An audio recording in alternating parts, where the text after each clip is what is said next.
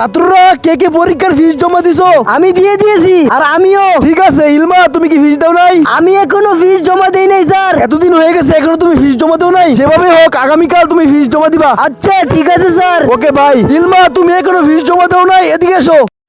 এবার তুই হাত পা ইলমা। আহ, আহ, আহ। যতদিন ফিস না দিবি ততদিন তিনটা বাড়ি খাইবে। যা সিটে যা। আজকে আমার খাইছে না, কালকে ঠিকই ফিস জমা দিয়ে দিব। কি রে ইলমা, তার মানে আজকেও তুই ফিস জমা দিছত না? যা এখান থেকে যা। একে মাইরে আর লাভ নেই, ওর বাবাকে গিয়ে ফিসের কথাটা বলতে হইব। ছাত্ররা স্কুল ছুটি হয়ে গেছে, সবাই সবার মতো চলে যাও।